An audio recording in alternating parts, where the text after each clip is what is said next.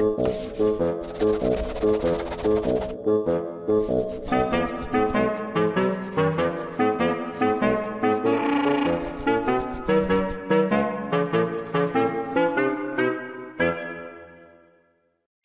now, next portion that we're going to discuss are going to be fatty acid degradation, but we're talking about unsaturated and odd carbon chain lengths, okay? And we're also going to talk a little bit about regulations, and I'm missing on the front slide here. We're also going to talk about this thing called the ketone body, okay? So these are the topics for what we're going to discuss now. Okay, so lipid metabolism, again, we are looking at how lipids get integrated into the central metabolism. Notice, please, notice something. You see how the stuff highlighted in yellow goes to acetyl-CoA, right? 然后那个 acetyl-CoA does not go to pyruvate, okay? So 很重要哦，是吧？记不记得我讲的 glycosylation 讲的话，就是因为那个 animal 里面没有 glycosylation， 所以你吃 lipid 没有办法回去 pyruvate。Okay, now, beta oxidation, we talked about beta oxidation. Now, I want to give you a little bit of a broader sense of a metabolic, pathway. Okay, so because that's what I do for a living. So, this is, in a way, very easy to understand.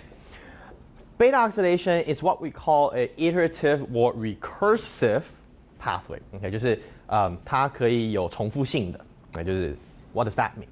That means that you usually start with some kind of a functional group. Through a series of reactions, you regenerate that functional group, okay? So this is the first thing that has to happen for a recursive or iterative pathway. Beta oxidation does exactly this. You start with a saturated acyl-CoA, you end up with a saturated acyl-CoA, so that your product can do this again and again and again, okay? Right? So, like that. Okay, so then you start with saturated acyl-CoA, you end up with saturated acyl-CoA, so you can then do this again. Okay? Now, one of the questions is that, what if your fatty acid is unsaturated, like your omega-3 oil? Okay? 有没有？鱼油吃多一点，有 omega-3. Okay. So what if your fatty acid is unsaturated? Okay? And recall. Okay? Recall that natural fatty acids that are unsaturated are cis fats. 不是 trans fat 哦 ，trans fat 是那个吃了会得什么心血管疾病的那种东西哦，反式脂肪不 OK。那正常的脂肪类都是 cis fats，OK， 都是 cis 的 alkene. Right? So how do we deal with cis? Okay, that's what we're going to talk about. Now, also, what if your fatty acid is not even numbered chain length? For example, okay, what if today you're eating a C17 fatty acid? Every time you cut out 2 carbons, 2 carbons, 2 carbons, at the end you're going to be left with 3 carbons. What do you do with 3 carbons? Okay, you cannot do fatty acid degradation using beta oxidation on 3 carbon. Okay, so we need to talk a little bit about a special mechanism that you use to deal with the 3 carbon. Alright, so because like 3 carbon 你也不能 accumulate 啊 ，OK， 记得一件事情哦，在科学里面很重要，就是尤其是 biology， 你不能 accumulate 东西，哎，对，这个 ecological system 也是一样，你不能 net accumulate 东西。如果你 accumulate 东西的话，你会 disrupt 掉一个 balance。那这个 system， 我们说一个 system， 它 eventually 会进到一个 crash state， 它就是会爆掉，合理吧？就是 like 地球的人口也不能增加无上限的不断的增加，总有一天地球会爆掉，是一样的道理。Okay? Alright. First thing first, let's talk about your eno-eo isomerase. Okay, so this is something where you can do to cis fats. Okay, again, all your natural unsaturated fatty acids are cis unsaturated bonds. Okay, so when you are at cis, your enzymes do not work for your beta oxidation, right? Your beta oxidation, the hydration step, okay, it's going to act on a trans fatty acid, okay, trans eno-eo-CoA. It doesn't act on cis eno-eo-CoA, okay? So what do? You have to convert cis to trans, okay? Now, turns out, every time when we're talking about alkenes, okay, alkenes in fatty acids, last semester, I don't think any of you probably remember, but remember we talked about like omega-3, omega-6, omega-9, omega whatever, okay? The first alkene usually happens at carbon like 9 or something, okay, something like that.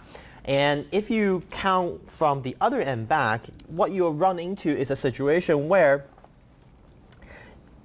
you don't have an alpha beta unsaturated. What you have is a beta gamma unsaturated, and it's cis, okay? So what you can do is you can use this enzyme called the eno-eo-CoA isomerase. So it's an isomerase, which then can sort of move the alkene units to the neighboring bond. So then you'll move it from 3,4 to 2,3. Okay, now this guy is your alpha beta unsaturated. Okay, something like that. Right, and then you can do once it's alpha beta. Now this guy is beta hydroxy, and then you can beta ketone, and then this guy can do beta oxidation. Okay, so what you can do is obviously first do a isomerization reaction to convert your beta gamma cis bond to a alpha beta trans bond. Okay, so you can do that using an isomerase. For example, oleate. This is a very common monosaturated fatty acid that happens to be in your cooking oil. Okay, 植物油里面很多这种东西. This is called what? Omega what fatty acid? This thing is called the omega-9. Why? Because omega is the last letter in Greek alphabet. Okay, so being last, if here this is alpha, the very, very last, this is what we call the omega. Okay, omega 1, 2, 3, 4, 5, 6, 7, 8, 9. Okay, so remember, usually the first alkene happens at omega-9. Okay, if it's omega-3, then the first alkene is going to happen at omega-3 and omega-4. And then you have another alkene that happens at omega-6 and omega-7, and then another at omega-9 and omega-10. Okay, those are the omegas. So if you want, you can revisit my slides from last semester. Okay? All right, regardless, let's say you have this oleate, okay? The degradation process, first step is turning this guy into oleo-CoA, ATP activation, right? And then once you generated this guy, and at the front of the molecule, you have these things that can be degraded using the normal beta oxidation, okay? Every time you liberate 2 carbons, right? So you can do that 3 times. However, when you get down to here, this portion, and what you notice is that your alpha beta, your beta is already unsaturated. However, your beta is unsaturated with gamma. Okay, so like your beta carbons like can't touch that. Okay, so what you have to do is do your isomerization, and you convert your beta gamma alkene to an alpha beta trans alkene. Okay, once you get down to alpha beta, okay, this then can do the normal beta oxidation and then continue. Right, simple. Now, what if you have polyunsaturated fatty acids? Like in this case, this guy is omega 1, 2, 3, 4, 5, 6. Okay. So remember omegas. When we talk about omegas, most commonly seen omega, you have omega-9, omega-6, and omega-3. Okay. We'll talk about later what omega-3 is really used for. It's not used for burning and generate energy. Omega-3 不是拿来这样用的。Omega-3 是拿来合成一些别的东西的。Okay. Now, oh yeah, by the way, humans, I don't think we make omega-3. 好像只有植物跟鱼好像会做 omega-3. That's why 你需要吃 from the diet. 但是我们可以做 omega-9, 好像 omega-6 好像也可以。Okay. All right. So what happens is that you have beta oxidation down to here. Okay, so 1 cycle, 2 cycle, 3 cycle, and then at the end it's right here. Okay, which is this guy. Okay. Now, at this portion, what you would imagine you can do is you can do a isomerization reaction, which then change it from beta gamma to alpha beta, like this. Okay. And then what you can then do is you're going to degrade, and one cycle of the beta oxidation, and then the first oxidation of the second cycle. Okay, so 1, 2. Okay, so using your beta oxidation, we cut off these two. That leaves as acetyl-CoA. And then your carbonyl carbon is right here. Okay, now your alpha beta is available for reaction, so you can generate alpha beta. However, what you now get is a alpha beta, and then you have a gamma delta, you have a conjugation. 这边是一个 conjugation， 就是 alternating alkene 嘛，好不好？就是它代表它这边有 pi orbital， 这边有 pi orbital， 这边也有 pi orbital 嘛 ，okay? Something like that, okay? I'm not sure if it's like absolutely relevant, but alright. So what you have is this two alkenes next to each other. Now, because you have that, the electronics will be different, okay? So then you may not use the same enzyme to catalyze the downstream reactions. So what you have to do is you can use this really cool enzyme called the 2,4-dienoyl-CoA reductase. I know you don't really care, but I have to say it anyways. All right, so it's 2,4-dienoyl-CoA because you have 2 and then 4, di meaning 2, enoyl meaning alkene, CoA reductase. So what this enzyme does is actually very interesting. It's going to reduce it with 2 electrons, so you're using NADPH, and the end result, okay, is that you generate a trans alkene between 3 and 4. Okay, so initially you have alkene between 2 and 3, and then 4 and 5. But through this one enzyme, you then have alkene between 3 and 4. Okay, but what you do notice is that initially here you have 2 alkenes. Here you have 1 alkene. So between 2 to 1, obviously it's a reduction because you gain more electrons. Okay? So it is a reduction. Now when you have 3,4 trans alkene, you still can't do your beta oxidation. So then what you have to use is, again, you have to use a enoyl-CoA isomerase to change the alkene position from 3 and 4 to 2 and 3. Okay, so again, alpha, beta, gamma, from beta gamma to alpha beta. Okay? And then once you get down to alpha beta unsaturated, you can then again do your beta oxidation. Okay? So this is how you would degrade them. Okay? So are we good with this? So unsaturated degradation. Right, so if you want to degrade unsaturated fatty acids, you have to use some special enzymes other than just beta oxidation. Right? So here we're going to talk about what about odd chains. So we talked about unsaturated. Now we're going to talk about odd chain fatty acids. Okay? So at the end of the fatty acid beta oxidation for odd numbered fatty acids, you are left with this thing called propionyl-CoA and prop, meaning C3.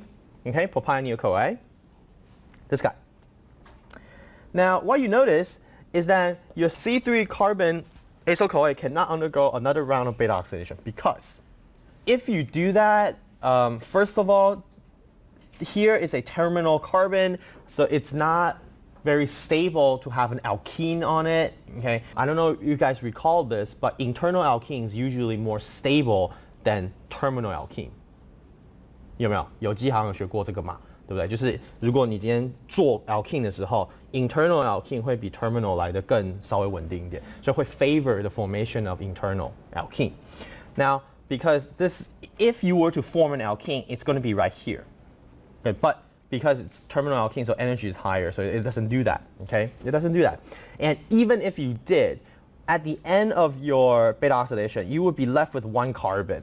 Okay, 1 carbon acyl-CoA, it's not something that you can utilize readily. Bacteria can do it, but you can't. All right?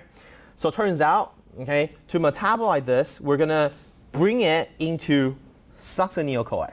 Okay? Convert propionyl-CoA to succinyl-CoA. And then succinyl-CoA can enter TCA cycle, can then be converted to pyruvate. Right now, one thing you should immediately strike you as like, whoa, okay, is like your propionyl-CoA is 3 carbons, and then succinyl-CoA is how many carbons? Like 4 or something like that, right? And you're like, how does that happen? Okay? So the way it works is like this. Propionyl-CoA, 1, 2, 3, 3 carbon. You're first going to use an enzyme called the propionyl-CoA carboxylase.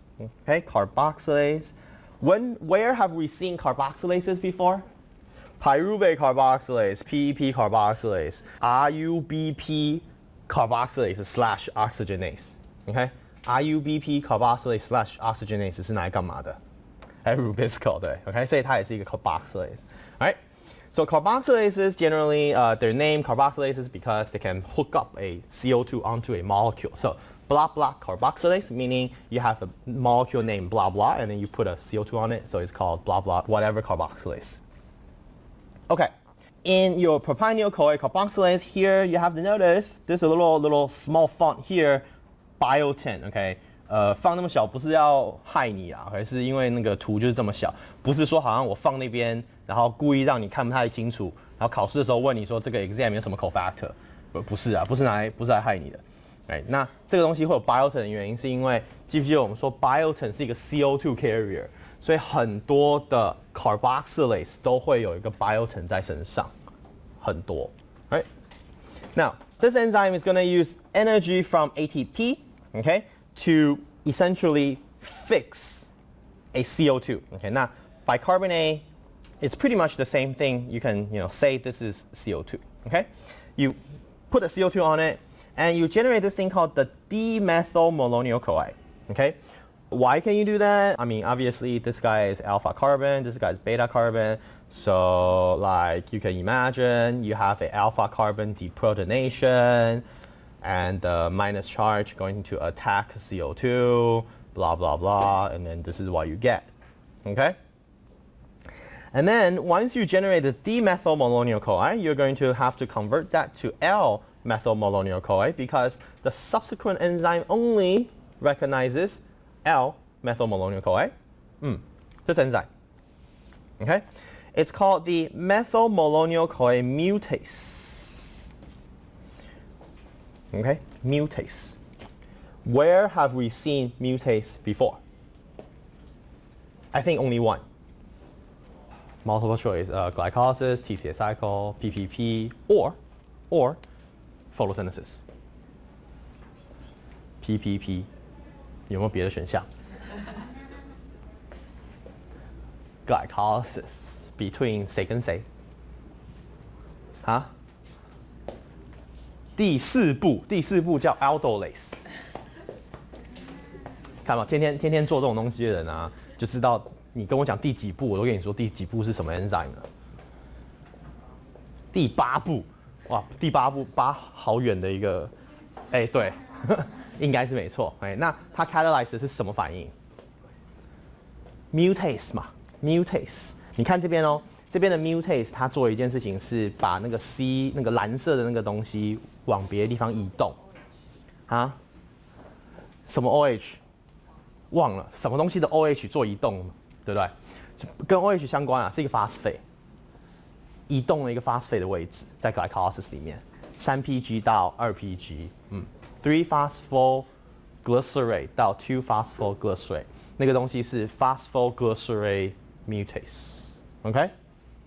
那 mutase 做的一件事情就是 mutase 它很厉害，它是可以把 functional group 在同一个 molecule 身上从不同位置移动到另外一个位置，这样 ，OK？ 移动位置这种东西叫 mutase。OK？ 那 usually 其实 mutase 不是一件很好做的事情 ，especially in this case. Check this out, okay?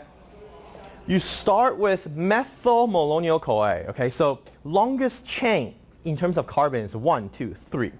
And then you have your carboxylate at C2. Okay, so 1, 2, 3. And then carboxylate is at C2. End result is 1, 2, 3, 4. Okay, so you move the carboxylate from the middle carbon to the third carbon so that it becomes the fourth carbon in the chain. Okay, so what did you do? You did a carbon-carbon bond breaking and reforming. Okay, carbon-carbon bond breaking and reforming, easy or hard? It's pretty difficult. Okay, carbon-carbon bonds, because if it's carbon-carbon, they have same electronegativity, right? So if you want to break them, not necessarily super easy, okay? So you have to think about what kind of mechanism is used in this reaction, okay? Turns out, okay, so we're going to talk about vitamin B12 or coenzyme B12, whatever, whichever you like to call it, later as well. But here I'm going to introduce you cofactor or coenzyme or vitamin, whatever you call it, B12, okay? B12哦，所以你又多知道了一个 vitamin B reaction， 你可以回家跟你妈说那个 B12是拿来干嘛的 ，OK？ 所以我们讲 B1 对不对 ？B5 还有什么 B7是不是？然后还有什么 B6 我们有没有讲到？反正我们讲了 TPP 嘛 ，thiamine， 然后我们讲到做 coenzyme A 的那个 pentanoic acid 是好像 B5， 然后我们又讲到那个 PLP 啊，有没有讲到？还没讲到，哦还没 ，OK， 反正那跟 TPP 很像。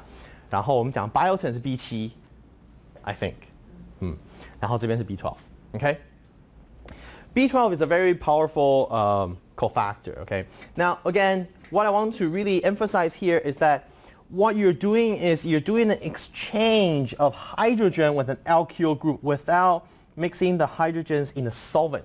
Turns out, okay, you are not doing a deprotonation and then you're moving things around. It's not like that, okay? It's actually, you literally swap the two functional groups. This is one functional group, that's another functional group. You literally just swap them. And how does that happen, okay? Turns out you're using this thing called the vitamin B12 or another name for it is cobalamin, okay? 像那个 vitamin B1 叫 thiamine, okay? 或者是 B7 叫biotin, 这个东西叫 cobalamin, okay? 那 cobalamin 其实它不是只是一个 structure.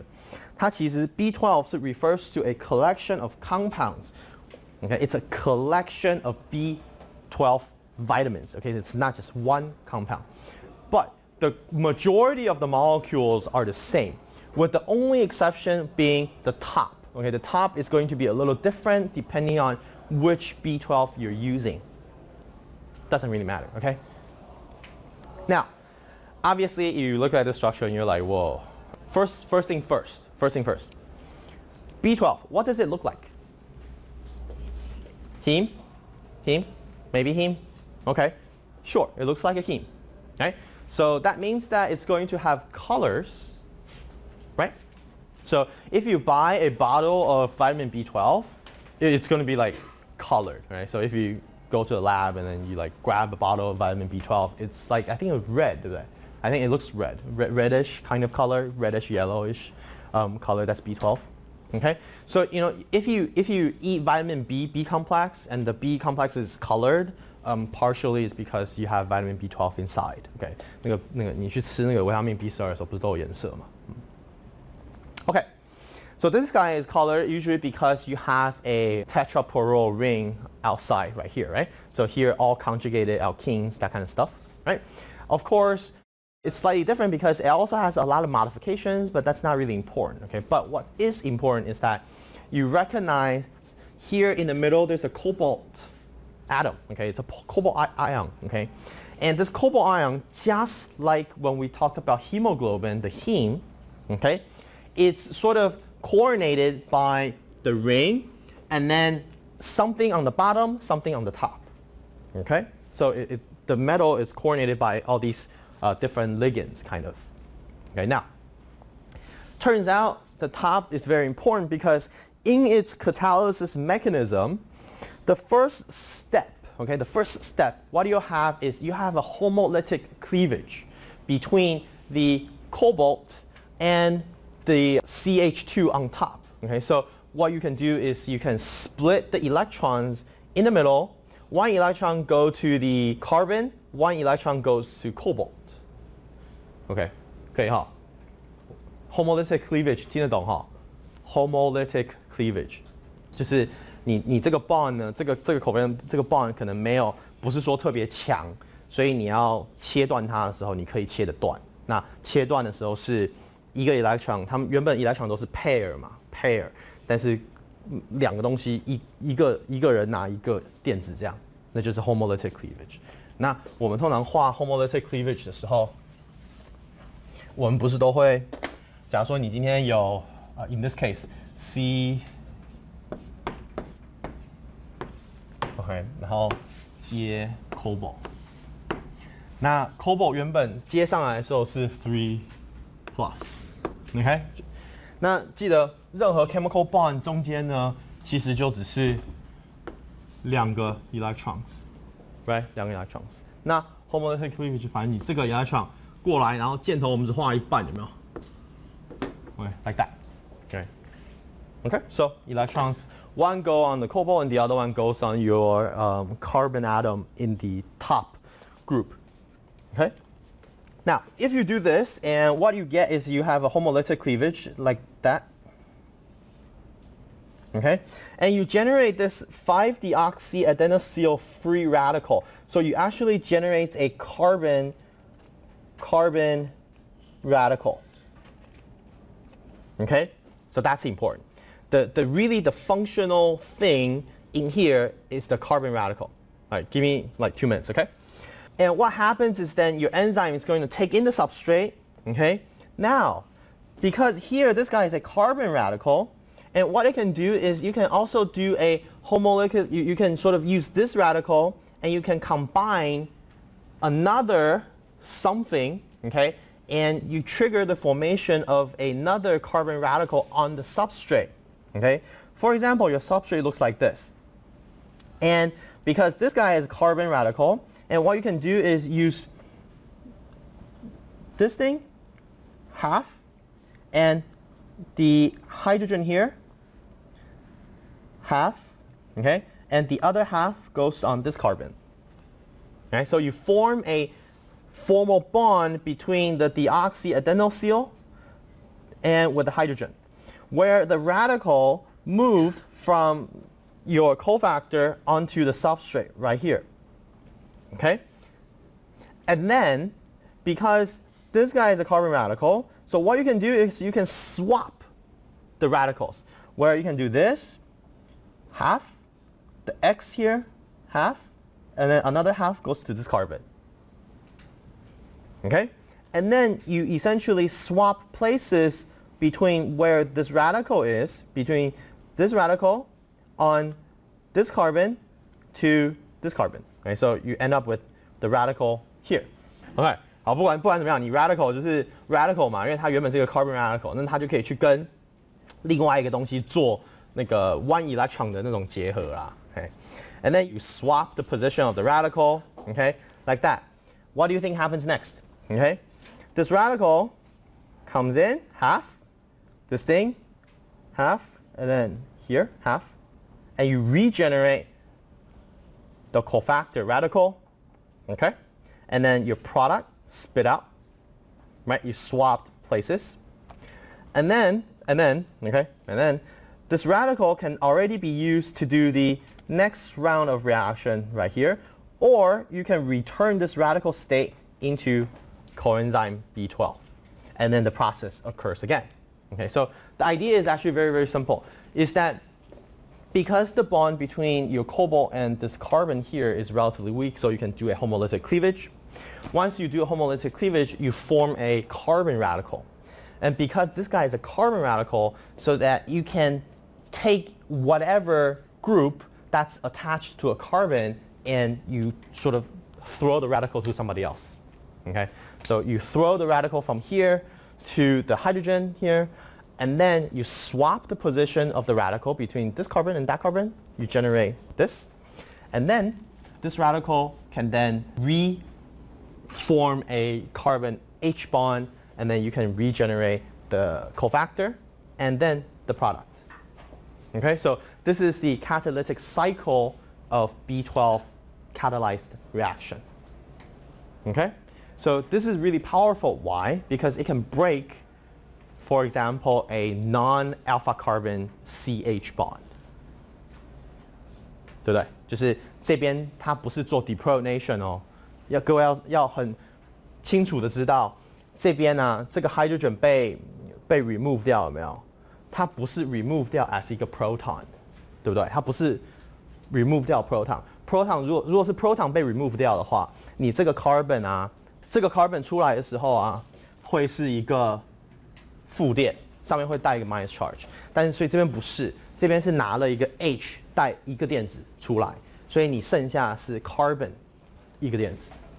OK， 就不一样哦，跟我说什么 alpha carbon 被 deprotonate， 它这不是一个 deprotonation 的 reaction， 它是一个 radical reaction。Okay?